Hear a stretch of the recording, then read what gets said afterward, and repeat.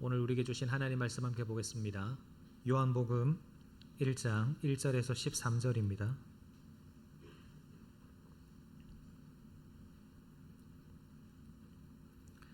요한복음 1장 1절에서 13절 말씀, 저와 여러분이 교독해서 읽도록 하겠습니다.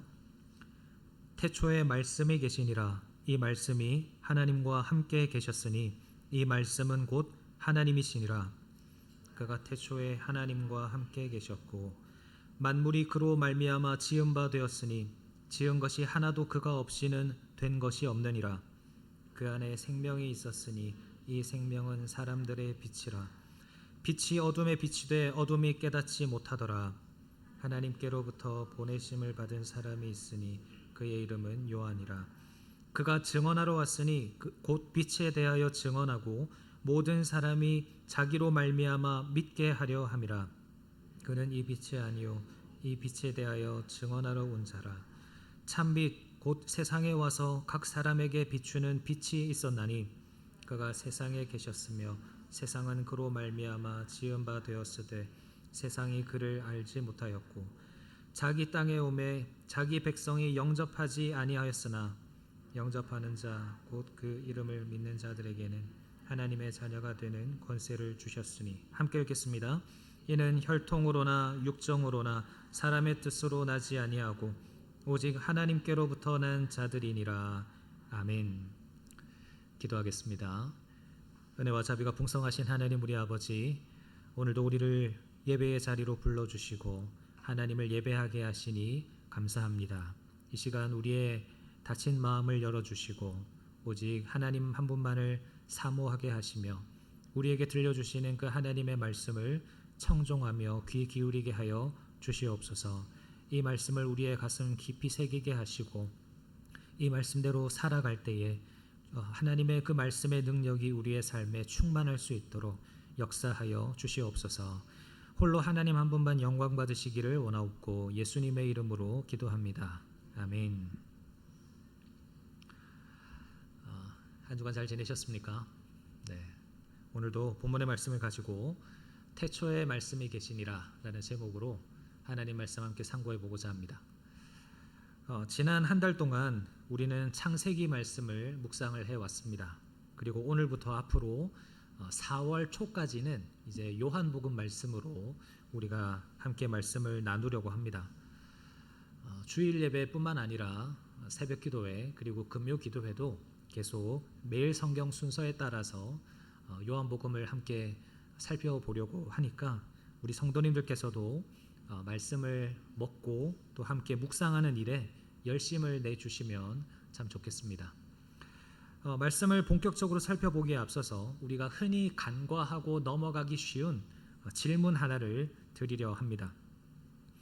성경을 보면 예수님의 생애가 기록되어 있는 복음서가 모두 4개가 있습니다. 어떤 것이죠? 마태복음, 마가복음, 누가복음, 그리고 요한복음, 이렇게 4권이 있습니다. 왜 하나님은 조금 길더라도 이 예수님의 생애가 기록된 복음서를 한 권으로 주시지 않고 왜 이렇게 각기 다른 4사람의 저자를 통해서 4권의 책을 우리에게 주신 것일까요? 그것은 예수님이 누구이신가 하는 것을 우리가 보다 정확하고 입체적으로 깨닫게 하시기 위함입니다. 각 복음서는 누구에게 편지를 썼는가에 따라서 예수님을 소개하는 방식이 조금씩 달라지는데요. 먼저 마태복음을 보면 마태복음은 유대인들을 위해서 기록된 책입니다. 당시 유대인들의 관심은 언젠가 이 로마의 압제로부터 구원해내줄 다윗과 같은 메시아, 왕을 기다리고 있었습니다. 그래서 마태는 마태복음 1장에서 족보를 기록하고 있습니다. 아브라함과 다윗의 자손 예수 그리스도의 계보라. 이 예수님을 유대인들이 기다리던 아브라함의 자손이자 다윗 왕의 핏줄인 메시아다, 참된 왕이다 라고 소개를 하고 있는 겁니다. 그래서 마태복음은 왕이신 예수님을 소개하고 있습니다. 마가복음은 로마인들을 위해서 기록된 책입니다. 당시 로마인들에 대한 관심은, 이 로마인들의 관심은 어디에 있었냐면 힘에 있었습니다. 힘. 복잡한 족보 같은 것이 아니라 무언가를 정복하고 다스리는 어떤 힘이나 능력, 이런 것에 관심이 있었어요. 그래서 마가복음에는 족보가 나오지는 않습니다. 하지만 예수님을 능력 있는 종이라고 묘사를 합니다. 예수님이 쉬지 않고 병을 고치시거나 귀신을 쫓아내시는 이런 능력, 힘을 가지신 분이시지만 대신에 그 능력이 로마인들이 추구하는 어떤 군대의 힘, 이런 것이 아니라 그보다 더 강력한 섬김의 힘에서 나온다라는 것을 강조하기 위해서 마가복음은 종이신 예수님을 설명하고 있습니다. 누가복음은 헬라인을 위해서 기록된 책입니다. 그들의 관심은 철학이었고 가장 완벽하고 이상적인 인간이 누구인가 하는 것에 관심이 있었습니다. 그래서 누가는 예수님을 인자, 사람이라고 소개를 합니다. 소외된 자들을 돌보시는 그 예수님의 따뜻한 인격을 살펴보면서 헬라인들이 찾던 참된 인간의 참 모델이 누구인가 하는 것을 예수님을 통해서 소개하는 거예요. 그래서 누가복음은 사람이신 예수님의 모습을 설명하고 있습니다. 그렇다면 오늘부터 우리가 살펴볼 요한복음은 어떨까요? 본문 1장 1절을 다시 보실까요? 예수님의 족보도 없고 예수님의 탄생 이야기도 없이 대뜸 이렇게 시작합니다. 태초에 말씀이 계시니라. 마태, 마가, 누가는 예수님에 대한 묘사를 인간의 역사 속에서 시작을 하지만 요한은 그 시간이 생기기 전에, 우주가 만들어지기 전에 영원 전이었던 태초로 우리를 이끌고 갑니다. 그리고 선포하죠. 그 영원 전부터 계셨던 말씀, 그 말씀이 곧 하나님이시다. 요한은 예수님을 왕이나 종이나 사람을 넘어서 예수님이 하나님이시다라는 것을 강조하고 있습니다. 여러분, 왜 요한은 이렇게 거창하게 복음서를 시작하는 걸까요?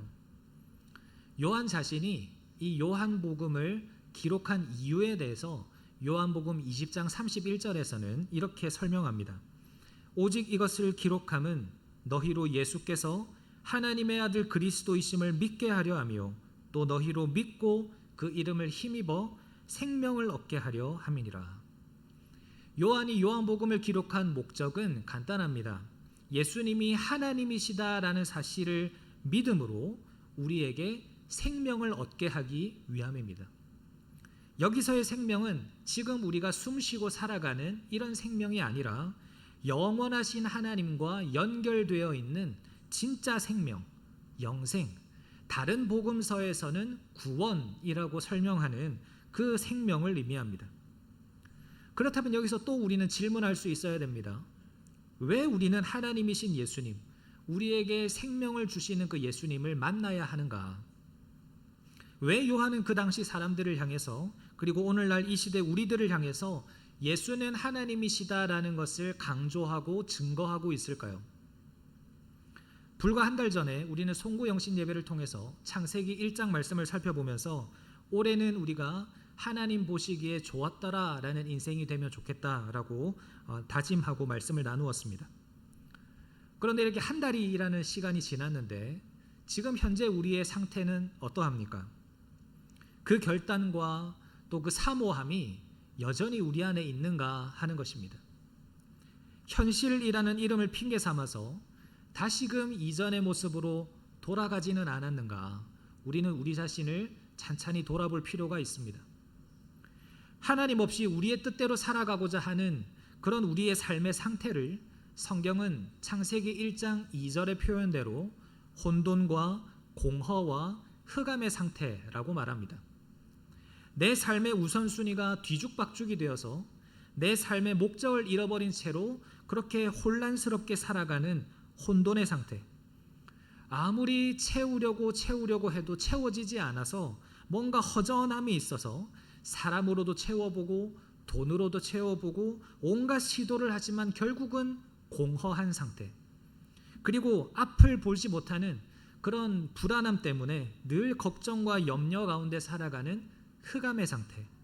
이것이 하나님을 떠난 하나님 없이 살아가는 인생의 모습이다라는 것입니다. 우리는 이것을 해결하기 위해서 이 세상에 있는 참 많은 소리들에 귀를 기울입니다. 자기 개발서 책을 읽어보기도 하고, 아니면 재테크 전문가의 말을 들어보기도 하고, 수많은 유튜브 영상들을 찾아보거나 주변 사람들의 조언을 듣기도 합니다. 그런데 여러분, 정직하게 한번 돌아보십시오. 그 세상의 소리들이 어지러운 우리의 삶을 질서 있게 바꿔주던가요? 그 세상의 소리들이 우리의 공허함을 정말로 채워줄 수 있습니까? 그 소리들이 우리의 어두운 삶을 밝혀줄 수 있느냐 하는 것입니다. 아닙니다. 세상의 소리는 좋은 조언 정도는 될 수 있을지 몰라도 죽은 것을 살릴 수 있는 능력은 없습니다. 근본적인 기초가 흔들리는 우리의 인생에는 세상의 소리만으로는 부족합니다. 우리의 무너진 삶과 죄로 가득한 영혼을 다시 회복시킬 수 있는 창조주 하나님이 우리의 삶에 찾아오셔야 하는 것입니다. 그래서 요한은 외칩니다. 태초에 말씀이 계셨다. 그리고 그분이 우리 가운데 찾아오셨다. 그 수많은 소리 가운데 우리는 살아가지만 무엇보다 우리는 그 말씀에 귀를 기울여야 한다라는 것을 강조하는 겁니다. 오늘부터 묵상하게 될 이 요한복음 말씀을 통해서 우리의 삶에 다시 한 번 더 질서가 잡혀나가기를 소망합니다. 요한복음의 기록 목적대로 하나님이신 예수님을 믿는 믿음이 회복되고, 그래서 하나님과의 관계가 회복되어서 참된 생명을 회복하며 살아가시는 저와 여러분 되시기를 주님의 이름으로 축원합니다. 아멘. 그렇다면 이 수많은 소리들이 난무하는 이 시대 가운데 말씀이신 하나님 예수 그리스도는 우리에게 어떤 일을 행하시는가, 두 가지를 함께 살펴보려고 합니다. 먼저 첫째로, 말씀이신 예수님은 내 인생의 질서를 바로잡으시는 재창조를 행하십니다. 오늘 본문 1절은 사람의 머리로는 다 이해할 수 없는 하나님의 존재를 표현하고 있습니다. 태초에 말씀이 계시니라. 이 말씀이 하나님과 함께 계셨으니 이 말씀은 곧 하나님이시라. 태초에 말씀이 계셨다라고 말씀하죠. 말씀이신 예수님은 누군가에 의해서 창조된 분이 아니라 태초부터, 영원 전부터 이미 계셨던 분이십니다. 그리고 예수님은 하나님과 함께 계셨다라고 설명을 합니다. 여기서 함께라는 단어는 헬라어로 프로스라는 단어인데, 이 단어의 뜻은 얼굴을 마주보고 face to face라는 뜻이에요. 그러니까 하나님과 이 말씀이신 예수님은 서로 구별되는 인격적인 존재로서 태초부터 얼굴을 마주 대하며 함께 계셨다라는 겁니다. 그러면서 동시에 요한은 이 두 분이 한 분 하나님이시라고 설명을 합니다. 여기에서 우리의 논리로 이해되지 않는 삼위일체 하나님의 신비가 나타나죠. 예수님은 하나님과 함께 계심으로 하나님과 구별되는 분이시지만 동시에 하나님과 예수님은 한 분 하나님이신 겁니다. 요한은 사람의 지식과 경험으로 이해되지 않는 이 하나님에 대한 신비를 설명하면서 무엇을 말하고자 하는가? 아까 말씀드린 대로 예수님이 하나님이시다라는 것을 설명하고 있습니다. 마태, 마가, 누가가 강조한 대로 예수님은 왕이시고 예수님은 종이시고 예수님은 완전한 사람이시지만 그분은 이 땅에 존재하는 수많은 왕 중에 한 분, 수많은 종 중에 한 분, 수많은 사람 중에 한 분이 아니라 그분은 태초부터 계셨던 하나님이시다라는 것을 요한은 강조하고 있는 겁니다. 그러면서 3절에서 그 하나님이신 예수님을 또 어떻게 소개하냐면, 만물이 그로 말미암아 지은 바 되었으니 지은 것이 하나도 그가 없이는 된 것이 없느니라. 예수님을 만물을 창조하신 창조주라고 소개하고 있습니다. 여러분, 창세기 1장에서 하나님은 천지를 어떻게 창조하셨죠? 말씀으로 창조하셨습니다. 하나님이 빛이 있으라 하시니 빛이 있었고, 어둠은 물러났고, 혼돈은 질서로 변해갔고, 공허는 생명으로 채워져 갔습니다. 저 하늘의 해와 달과 별들도, 그리고 땅과 바다의 경계도, 그리고 오늘 이 자리에 앉아있는 우리 한 사람 한 사람 모든 사람의 기질과 성격까지도 우연히 생겨난 것이 아니라 하나님의 말씀이신 예수 그리스도에 의해서 창조되었다라는 것입니다. 그렇다면 이 자리에서 우리는 질문할 수 있어야 합니다. 그게 나와 무슨 상관인가 하는 것입니다. 예수님이 하나님이시고 예수님이 이 온 우주 만물을 창조하셨다라고 한다면 어떤 이들은 그래서 그게 나와 무슨 상관인데? 라고 이야기할 수 있을 겁니다. 예수님이 창조주라는 사실이 지금 2026년을 살아가는 나와 무슨 관계가 있느냐는 겁니다.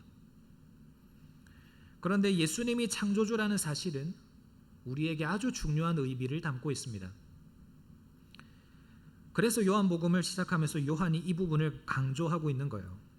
그게 뭐냐면 우리의 인생을 완전히 변화시킬 수 있는 분이 있다면 그분은 바로 창조주이신 예수님이시다라는 것입니다.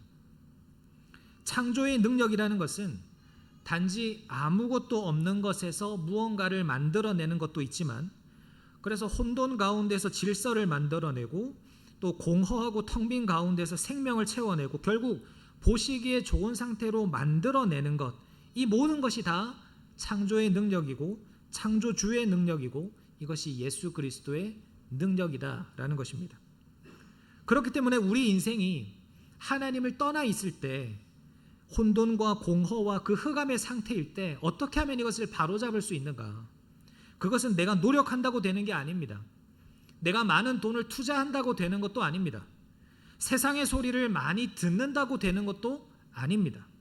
오직 창조주의 능력이 우리 가운데 임해야 하는 것이고, 그래서 예수 그리스도가 우리 인생 가운데 찾아오셔야 하는 것입니다. 우리 가정 안에 질서가 깨어지고 부부 간의 관계가 흔들리고 자녀와의 관계가 서먹하고 내 마음의 감정도 자꾸만 엉망이 되어서 기쁨이 생기기는커녕 짜증만 생겨나고 알 수 없는 불안과 두려움이 자꾸만 나를 사로잡을 때 이것을 어떻게 해결해야 할 것인가? 창조주의 능력이 우리를 사로잡을 때, 예수 그리스도께서 우리의 인생 가운데 찾아오셔서 우리를 다스려 주시고 모든 것을 바로잡아 주실 때 우리는 비로소 보시기에 아름다운 삶으로 변화될 수 있는 것입니다. 문제는 본문 10절과 11절이에요. 그가 세상에 계셨으며 세상은 그로 말미암아 지은 바 되었으되 세상이 그를 알지 못하였고 자기 땅에 오매 자기 백성이 영접하지 아니하였으나. 여기서 세상이 그를 알지 못했다라는 것은 몰라서 실수했다라는 것이 아닙니다. 원래 원어의 뜻은 단호하고 무자비하게 무시했다라는 뜻입니다. 그래서 자기 땅, 이것도 원어로 보면 자기 집이라는 의미예요. 창조주 되시는 예수님이 자신이 지은 집에 우리 가운데 친히 찾아와 주셨는데 세입자인 우리가 단호하면서도 무자비하게 예수님을 문전박대하는 겁니다. 예수님, 교회에서는 내가 예수님 만나는 거 오케이, 괜찮습니다. 그런데 내 사업과 내 자녀는 건드리지 말아 주십시오. 예수님, 내 인생에 너무 이래라 저래라 하지 마십시오. 그건 제가 알아서 하겠습니다. 사랑하는 여러분, 이것이 우리가 경험하는 혼돈과 공허와 흑암의 원인입니다. 내가 내 인생을 내 마음대로 고쳐보겠다고, 내 마음대로 바로잡아 보겠다고 덤벼드니까 삶이 더 어지러워지는 거예요. 내가 주인 노릇하려니까 힘든 겁니다. 이때 요한이 우리에게 도전합니다. 우리의 창조주가 누구인가? 창조의 능력으로 우리를 바로잡아 줄 분이 누구인가? 바로 예수 그리스도다. 그분 앞에 우리가 나아가야 한다. 우리에게 요구하는 것입니다. 천지 창조 때 혼돈을 향하여 질서를 세우셨던 그 창조의 말씀이 오늘 우리 가운데 임하게 되기를 간절히 소망합니다. 헝클어진 우리의 우선순위 위에, 꼬여버린 인간관계 위에, 무너진 내 자존감 위에 하나님의 창조의 능력이 임하시기를 간절히 축원합니다. 그때 우리의 삶을 어지럽히던 모든 혼돈은 떠나가게 되고 하나님의 놀라운 질서가 잡히는 새 창조의 기적이 일어날 줄로 믿습니다. 여기서 또 한 가지, 둘째로 말씀이신 예수님은 우리에게 어떤 일을 행하시는가? 우리에게 생명을 주시는 빛이 되어 주십니다. 앞서 우리는 창조의 능력이 우리의 삶에 무너진 질서를 바로잡는다라고 말씀을 나누었습니다. 그런데 우리가 여기서 창조의 원리를 한 가지 더 생각을 해야 합니다. 창세기 1장을 보면 하나님은 두 단계로 일하십니다. 6일간의 창조 가운데 처음 3일은 하나님께서 하늘과 땅을 나누고 바다와 육지를 나누시면서 이 땅의 생명체들이 살아갈 수 있는 공간과 환경을 만드시고 질서를 세우십니다. 그리고 그 이후에 넷째 날부터 여섯째 날은 그 질서가 잡힌 공간 가운데 하나님이 피조물들을 채우시는 일들을 해요. 이것을 표로 살펴보면 이렇게 표현할 수 있습니다. 첫째 날은 하나님께서 빛을 창조하시면서 빛과 어둠을 나누시고, 넷째 날에는 뭘 만드셨죠? 해와 달과 별을 만드셨습니다. 둘째 날은 궁창과 하늘을 만드시고, 그래서 궁창 위의 물과 궁창 아래의 물, 이제 궁창 아래의 물이 바다가 되지요. 그렇게 나누시죠. 그래서 하늘과 바다라는 공간을 만드십니다. 이에 다섯째 날에는 하나님이 뭘 만드십니까? 그 하늘과 바다에서 살아갈 새와 물고기들을 창조하십니다. 셋째 날에는 땅과 바다를 구별하시고 그 땅에서 살아갈 식물들을 창조를 하시는데, 하나님은 여섯째 날에 뭘 만드시죠? 그 땅에서 살아가면서 그 식물을 먹고 살아가는 동물과 사람을 창조하십니다. 이렇게 하나님은 창조를 하시면서 공간과 질서를 만드시는 창조도 하시지만, 동시에 그 가운데에 하나님의 피조물들을 채워가시는 채움의 창조도 하신다라는 거예요. 우리 인생도 마찬가지입니다. 하나님께서 우리에게 은혜를 주셔서 우리의 삶에 질서가 바로 잡혔다, 모든 문제들이 해결되었다라고 생각해 봅시다. 가정의 위기가 해결이 되고 재정의 질서가 잡히고 우선순위가 바로 세워졌습니다. 참 감사한 일이죠. 그런데 질서가 잡히면 그걸로 끝일까요? 하나님께서 흙으로 아담을 창조하실 때 그의 손과 발과 얼굴은 완전한 질서를 갖추고 있었지만, 하나님께서 그 코에 생기를 불어넣기 전까지는 이 아담은 그냥 흙 덩어리에 불과했습니다. 움직일 수도 없고 하나님과 교제할 수도 없는 상태였습니다. 우리의 신앙생활이 이럴 수 있다는 거죠. 주일 성수는 꼬박꼬박 합니다. 봉사도 열심히 하고 성실하게 정성껏 헌금도 합니다. 겉으로 드러나는 외형적인 질서는 이미 잡혀 있을 수 있습니다. 그런데 정작 우리 내면의 깊숙한 곳에는 여전히 공허함이 있을 수 있습니다.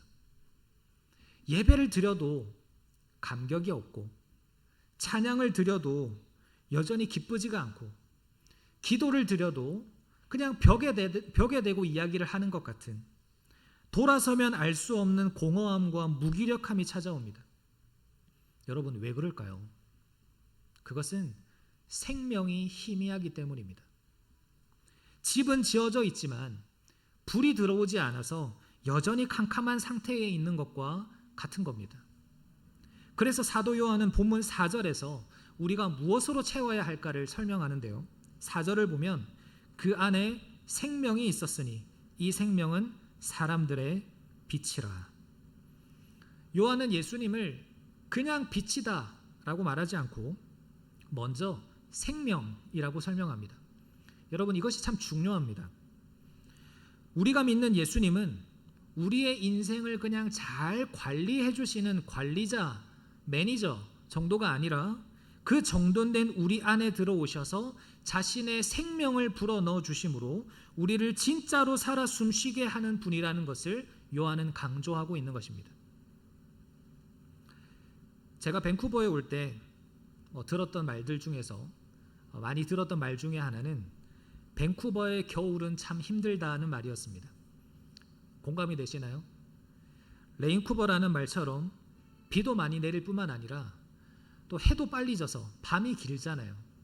그래서 우울증도 쉽게 오고 겨울이 참 힘들다는 거예요. 물론 날씨가 좋지 않으면 우리의 마음도 가라앉는 것이 사실입니다. 그런데 여러분, 우리를 정말로 힘들게 하는 것은 날씨가 아니에요. 우리 내면에 있는 어두움입니다. 신앙생활을 오래 했음에도 불구하고 내 마음 가운데 여전히 죄책감이 있을 수 있습니다. 하나님이 너무나 멀게만 느껴지는 영적인 어두움이 있을 수 있습니다. 이런 것들이 마치 그림자처럼 우리를 따라다닙니다. 우리는 이 어두움을 없애려고 부단한 노력을 합니다. 더 열심히 봉사도 해보고 더 말씀대로 살아가려고 노력도 해봅니다. 하나님께서 세워주신 질서를 더 잘 유지하기 위해서 노력해요. 그런데 여러분, 캄캄한 방을 밝히려면 정리정돈을 잘 한다고 그 방이 밝아지나요? 내가 아무리 질서를 바로잡고 그 상태를 잘 유지해도 내가 불을 켜지 않으면 어둠은 계속되는 겁니다. 어둠은 노력으로 몰아내는 게 아니에요. 어둠은 어떻게 몰아냅니까? 그냥 불을 켜면 사라지는 거예요. 바로 이 원리가 5절 말씀입니다. 빛이 어둠에 빛이 돼 어둠이 깨닫지 못하더라. 여기서 깨닫지 못하더라 라는 말씀은 헬라어로 이기다, overcome 이라는 의미입니다. 그래서 세번역 성경을 보면 어둠이 그 빛을 이기지 못했다라고 번역합니다. 어둠이 빛을 삼키기 위해서 덤벼들었지만 결코 이길 수 없었다라는 빛의 승리에 대한 선언이에요. 그렇기 때문에 내 안에 있던 어두움을 몰아내기 위해서 내 내면에 있던 답답함과 죄의 굴레들을 다 제거하기 위해서 우리는 어떻게 해야 하는 겁니까? 빛이신 예수님을 모셔드리는 거예요. 어둠은 결코 빛을 이길 수 없기 때문입니다. 내가 빛이신 예수님을 등지는 순간 내 눈에는 뭐가 보입니까? 빛이신 예수님을 등지는 순간 내 눈에는 이 빛 때문에 생기는 나의 그림자, 어두움이 보여요. 이 그림자가 내가 없애려고 한다고 없어집니까? 어떻게 하면 이 그림자를 내 눈앞에서 사라지게 할 수 있습니까? 내가 다시 뒤로 돌아서서 빛이신 예수님을 바라볼 때 내 눈에는 빛이 보이고 더 이상 나를 괴롭히는 이 어두움이 보이지 않게 되는 거예요. 그런데 우리는 여전히 어둠이 좋습니다. 왜요? 어둠 안에 있어야 내 안에 있는 죄가 드러나지 않기 때문입니다. 어두우니까 보이지 않는 거예요. 이 죄를 감추고 싶으니까 자꾸 우리는 어둠 속으로 들어갑니다. 그래서 11절 말씀처럼 빛이신 예수님이 이 땅 가운데 오셨을 때 어떻게 하는 거예요? 영접하지 않는 겁니다. 내 죄를 드러내시는 저 빛이신 예수님이 부담스러운 거예요. 그러나 사랑하는 여러분, 그 빛이신 예수님을 두려워하지 마시기를 바랍니다. 예수님이 비춰주시는 빛은 우리의 죄를 들춰내서 망신을 주기 위한 취조실의 빛이 아닙니다. 우리 안에 있는 아픔과 상처를 정확하게 찾아서 싸매고 살려내기 위한 수술실의 빛과 같은 거예요. 내 안의 어둠과 우울함과 죄책감과 싸워서 이기는 비결은 그냥 말씀이신 예수님, 빛이신 예수님을 내 마음 가운데 모셔드리는 것입니다. 말씀을 읽으면서 예수님께서 나를 위해서 하신 그 일들을 믿는 것입니다. 그렇게 할 때 우리의 삶에는 빛이신 예수님께서 찾아오셔서 우리 안에 있는 어두움을 다 제거해 주실 뿐만 아니라 그분의 생명으로 가득 채워 주실 것입니다. 빛과 생명 되시는 예수님으로 인해서 참된 복을 누리는 저와 여러분 되시기를 주님의 이름으로 축원합니다. 아멘. 이제 우리가 마지막으로 한 가지만 더 살펴보려고 하는데요. 이렇게 우리가 예수님의 그 창조의 능력으로 질서가 바로 잡히고 또 생명의 빛으로 우리 안에 있던 어둠을 몰아냈다면 그러면 이제 우리는 어떻게 살아가야 할 것인가 하는 것입니다. 결론적으로 말씀을 드리면 그 빛을 증거하는 증인으로 살아가야 합니다. 네, 증인으로 살아가야 돼요.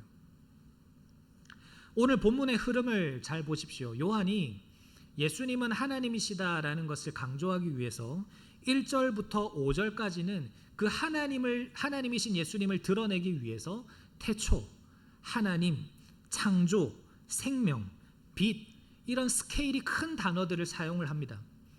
그런데 6절로 넘어가는 순간 갑자기 분위기가 바뀌죠. 6절에 뭐라고 말씀하냐면 하나님께로부터 보내심을 받은 사람이 있으니 그의 이름은 요한이라. 갑자기 요한이라고 하는 사람의 이름이 등장합니다. 그 이유는 사람이라는 존재가 그 빛이신 예수님을 이 땅 가운데 비추게 하기 위한 아주 하나님의 귀한 도구가 되기 때문입니다. 하나님께서 당신의 구원 역사를 이루어 가실 때 하늘에서 모두가 다 알아들을 수 있는 음성으로 내가 여기 있다 말씀하시지 않으십니다. 하나님의 구원 역사는 언제나 사람을 통해서 이루어집니다. 먼저 그 질서를 경험한 사람, 먼저 그 생명으로 충만해진 사람, 그 빛을 맛본 사람을 하나님은 하나님의 증인으로 삼으셔서 그 사람을 통해서 세상이 빛을 보게 하시는 거예요. 2000년 전에 그런 대표적인 증인이 있었죠. 6절 말씀처럼 세례 요한이라는 사람입니다. 그렇다면 오늘날 이 밴쿠버 땅에 하나님께서 세우신 증인은 누구입니까? 바로 저와 여러분인 줄 믿습니다. 아멘이십니까? 그런데 우리는 증인으로 살아가기를 부담스러워합니다. 아멘이 잘 안 나와요. 목사님, 세상이 얼마나 험한지 아십니까? 직장에 가면 경쟁하느라 바쁘고 사람들은 돈과 성공밖에 모릅니다. 목사님은 직장 생활 안 해보셔서 모르시겠지만 빛으로 산다는 게 쉬운 게 아닙니다. 이렇게 말씀하실 거예요. 맞습니다, 여러분. 세상은 여전히 혼돈하고 어둠과 같이 그렇게 우리를 힘들게 합니다. 그러나 정말 우리가 기억해야 되는 것은 이때 우리가 위축되면 안 돼요. 내가 완벽하게 착하게 살아가야 될 것 같고 저 사람들을 내가 다 변화시키지 못하면 내가 그리스도인답게 살아가지 못하는 것 같고 이런 부담감이 자꾸 찾아올 때 위축되면 안 돼요. 8절이 뭐라고 말씀합니까? 다 같이 한번 읽어보겠습니다. 8절 시작. 그는 이 빛이 아니요 이 빛에 대하여 증언하러 온 자라. 여러분, 이 말씀이 우리에게 얼마나 큰 위로와 힘이 되는지 모릅니다. 우리가 빛이 아니에요. 우리가 직장에서 예수님처럼 완벽한 사람이 되어야 하는 게 아닙니다. 우리가 우리 가족들을 구원할 메시아가 될 수 없어요. 우리는 우리 스스로 빛을 내려고 하니까 힘든 겁니다. 내 인격으로, 내 노력으로 세상을 밝히려고 하니까 금방 지치고 번아웃이 오는 겁니다. 우리의 역할은 빛을 만들어내는 것이 아니라 그 빛을 받아서 반사하는 역할이면 충분합니다. 그저 빛이신 예수님을 가리키는 손가락의 역할이면 충분하다는 거예요. 사랑하는 여러분, 우리 주변을 돌아보면 이처럼 혼돈과 어둠 가운데 계시는 분들이 계실 겁니다. 인생의 질서가 무너져서 방황하는 분들도 계실 것이고 내면의 어두움 때문에 괴로워하는 분들도 계실 것이고 또 무엇을 위해서 살아야 하는지 알지 못하는 분들도 계실 겁니다. 그런데 여러분이 그들에게 해답이 되려 하지 마십시오. 다만 창조주이신 예수님, 빛이신 예수님을 여러분들이 받아들이시기를 바랍니다. 그러면 12절 말씀처럼 영접하는 자, 곧 그 이름을 믿는 자들에게는 하나님의 자녀가 되는 권세를 주셨으니, 예수 그리스도를 영접하고 믿으며 살아가는 사람들은 회복된 질서 속에서 빛으로 충만한 하나님의 자녀로 살아가는 것입니다. 그래서 누군가 요즘 같은 세상에 당신은 어떻게 그렇게 평안하게 살아갑니까? 라고 묻거든 그냥 조용히 예수님을 소개하면 되는 겁니다. 사실 나도 엉망이었고 내 속도 너무나 캄캄했는데 내가 인생의 주인을 바꿨더니 내가 질서가 잡히더라. 내가 예수님을 믿고 말씀을 읽기 시작하니까 이분이 정말 진짜더라. 내 인생의 수많은 문제들의 해답이 되시더라. 이렇게 우리가 예수님을 전할 수 있는 겁니다. 예수님을 믿는 우리는 하나님의 자녀라는 권세를 가진 사람들이기 때문에 이 세상의 소리에 너무 주눅들지 말고 그 소리에 귀 기울이지 마시기 바랍니다. 마치 내가 빛이 되어야 될 것 같고 내가 사람들을 다 변화시켜야 될 것 같은 그런 부담감도 내려놓으시기를 바랍니다. 그저 내 안에 계신 진짜 빛 예수 그리스도를 자랑하고 안내하는 행복한 증인이 되면 그런 우리를 통해서 하나님이 그들을 변화시켜 가실 거예요. 행복한 증인으로 살아가는 저와 여러분 되시기를 주님의 이름으로 축원합니다. 말씀을 마무리하겠습니다. 오늘 우리는 세상의 시끄러운 소리를 뒤로하고 우리를 진짜로 살게 하는 참 말씀에 대한 말씀을 들었습니다. 이 혼돈하고 공허하고 어두운 이 시대 속에서 우리는 여전히 힘들게 살아가고 있지만 이 말씀을 붙들고 다가오는 한 주는 정말 다르게, 이전과는 다르게 살아가시기를 바랍니다. 나의 창조주가 되신 예수님, 그분께서 내 삶의 질서를 세우시면 우리는 바로 설 수 있습니다. 빛이신 예수님, 그분께서 내 안에 거하시면 내 안에 있는 어떤 우울함과 공허함과 무기력함이, 그런 어둠이 떠나갈 줄로 믿습니다. 이 예수님과 함께하는 삶을 통해서 내가 빛이 되려고 하는 부담감을 버리고 내 주변의 이웃들에게 예수님을 소개하고 안내하는 증인의 삶을 사시기를 바랍니다. 이 예수님을 영접하는 자에게 하나님은 하나님의 자녀라고 하는 권세 있는 지위를 허락해 주십니다. 창조주 예수님을 내 삶의 주인으로 온전히 받아들이시기를 바랍니다. 빛 대신 예수님을 바라보면서 더 이상 어둠을 바라보던 삶에서 벗어나시기를 바랍니다.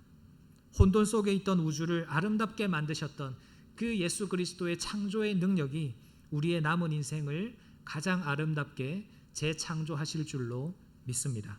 이 말씀의 능력을 붙들고 이번 한 주도 하나님의 자녀로 행복한 증인으로 살아가시는 저와 여러분 되시기를 주님의 이름으로 축원합니다. 아멘.